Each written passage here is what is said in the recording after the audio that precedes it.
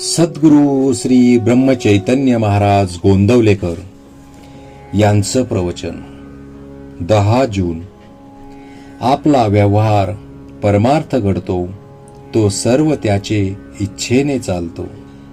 असे झाले असते तर बरे झाले असते हे म्हणणे नाही खरे. जे होणे योग्य ते घडले व ते राम इच्छेनेच घडले.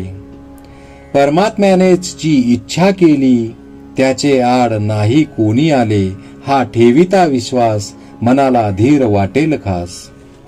माझे सर्व कर्माचा गुरुच सूत्रधार, सर्व सत्ता गुरुचे हाती, तेथे न चाले कोणाची गती. आपले जगणे हेच भगवंताच्या हाती, तेथे बाकीच्या गोष्टीची काय मिती. परिस्थिती कोणाचीही कितीही असली भली किंवा बुरी, तरी परमात्म्याचेच हाती त्याची दोरी. न पडावे अभिमानाला बळी, राम इच्छा जाणावी सगळी. हा जरी असेल सिद्धांत, तरी जपून वागावे व्यवहारात. आपला व्यवहार परमार्थ घडतो, तो सर्व त्याचे इच्छेने चालतो. म्हणून होणे जाणे भगवंताच्या हाती, आपण त्याला जावे शरणागती. चित्तात ज्याच्या राहिले समाधान, तोच भगवंताचा आवडता जाण. ज्याचा विश्वास रामावरी, त्याला समाधान स्वीकारी. माझे हित रामाचे हती, हा धरिता विश्वास, समाधान मिळत असे जीवास. आपण होऊन रामाचे जाण, सदा राखावे समाधान. मी माझे करावे रामार्पण, तेथे असमाधानाचा अनुभव पूर्ण. आस ठेवावी रामापायी, आनंदी समाधानी राही. अंतरी समाधान हेच आपले साधन जाण. संसारात न पहावे उणे पुरे, ठेवावे त्यात समाधान खरे. जशी जशी ज्या वेळी जी परिस्थिती, तशी तशी असावी समाधान वृत्ती. ज्या स्थितीत ठेवील राम, त्यात राखावे समाधान.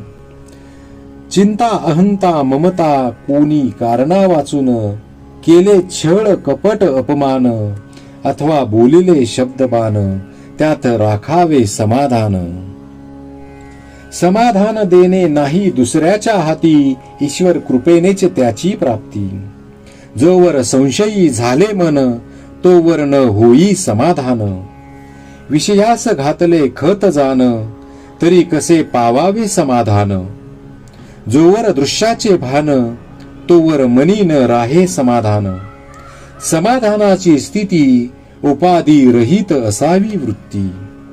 कोठे ठेवावे मन, जेणे मिळेल समाधान. समाधान नवे देहाचा गुण, मनाने व्हावे भगवंताचे आपण. पांडव झाले वनवासी, पण अखंड राहिले भगवंतापाशी. पांडव भगवंताचे भक्त झाले, वनवास नाही चुकविता आले. त्यांनी केले भगवंताचे स्मरण, जेणे राखिले समाधान. आता झालो मी रामाचा, हा विचार ठेवा वासाचा. ऐसे होऊन राही, समाधान तेथेच पाही. सर्व करता राम, हे ठेविता चित्ती, समाधान येते त्या परती. श्री राम जय जय राम.